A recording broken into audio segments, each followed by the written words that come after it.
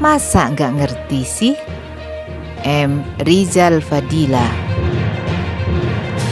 Menteri Agama Yakut Khalil Qaumas mengumumkan bahwa pemerintah Arab Saudi tidak memberi izin jamaah Indonesia untuk melaksanakan ibadah umroh meskipun sudah disuntik vaksin. Vaksin Sinovac tidak masuk standar yang direkomendasikan WHO. Wajah Menteri Agama tentu pucat. Betapa buruk nasib bangsa ini di mata Arab Saudi. Coba direnungkan lebih dalam. Benarkah tingkat kesulitan melaksanakan ibadah umroh sebelumnya Haji 2020 untuk jamaah dari Indonesia ini hanya disebabkan oleh faktor vaksin semata? Sepertinya masih banyak faktor lain, sehingga pemerintah Saudi Arabia cenderung mempersulit. Walaupun demikian, tentu saja alasan sebenarnya tak akan terungkap secara eksplisit. Bukti lainnya adalah rencana pinjaman uang dari pemerintah Saudi Arabia kepada Indonesia yang ditunda. Entah sampai kapan penundaannya. Namun soal menunda pinjaman kepada Indonesia ternyata bukan hanya pemerintah dari Saudi Arabia. Negara-negara faksi Amerika Serikat lainnya juga bersikap untuk menunda pinjaman. Negara-negara yang sudah pasti menunda pinjaman adalah Australia, Jerman, Jepang, Korea Selatan, dan Arab Saudi. Semuanya faksi Amerika Serikat. Sikap negara-negara faksi Amerika tersebut sangat terkait dengan kebijakan pemerintah Indonesia belakangan yang mengabaikan masalah-masalah demokratisasi, kebebasan berpendapat, kebebasan pers, hak asasi manusia, korupsi, dan lingkungan hidup. Arab Saudi kan faksinya Amerika Serikat di Timur Tengah. Masa masih budak sih? Jangan-jangan memang tidak mau mengerti. Kenyataan ini jangan juga dipisahkan dari keluhan Menteri Keuangan Sri Mulyani tentang ruwetnya investasi dari luar ke Indonesia. Sebab hampir 90% investasi luar negeri di Indonesia itu masih negara-negara faksinya Amerika Serikat.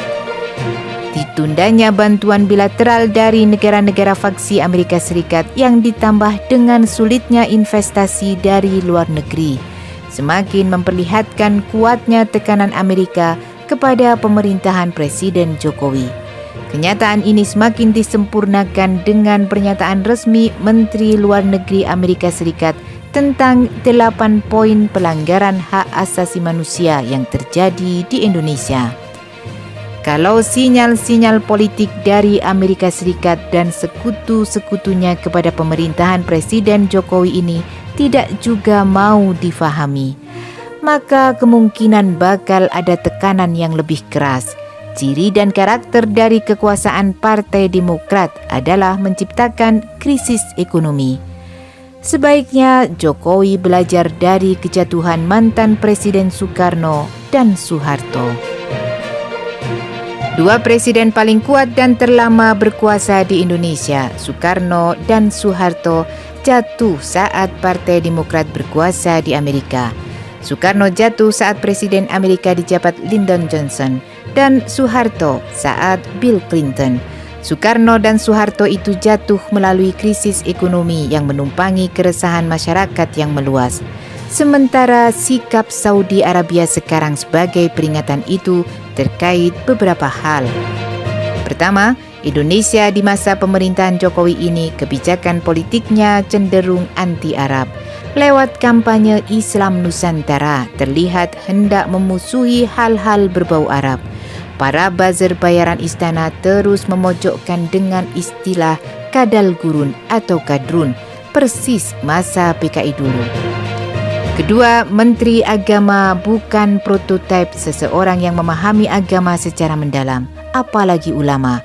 Jauh dari yang layak dan pantas, anti-Wahabi dan Salafi yang tentu menyakitkan Saudi Arabia.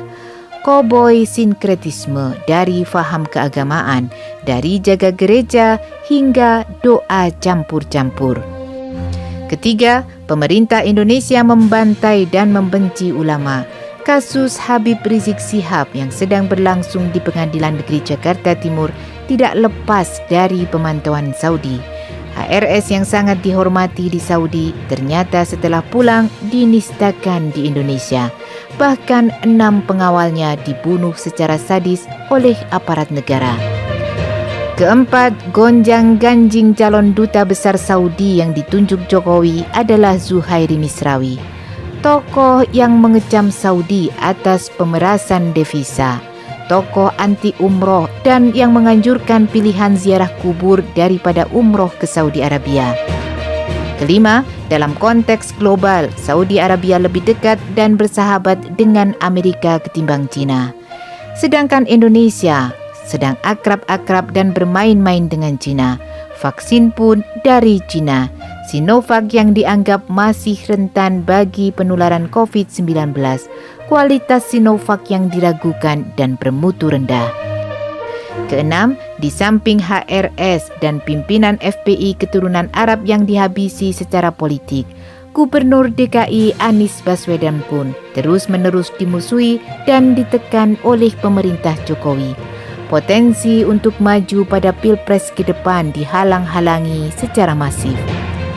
Semestinya Indonesia mengerti bahwa jamaah umroh telah menjadi korban. Sebelumnya jamaah haji 2020 yang menjadi korban. Sejak awal lobi Indonesia terhadap Saudi selalu lemah, apalagi kini di era COVID-19 yang terasa semakin babak belur. Harus ada perubahan kebijakan politik jika hendak membantu umat Islam agar dapat melaksanakan ibadah umroh dan haji ke Saudi Arabia.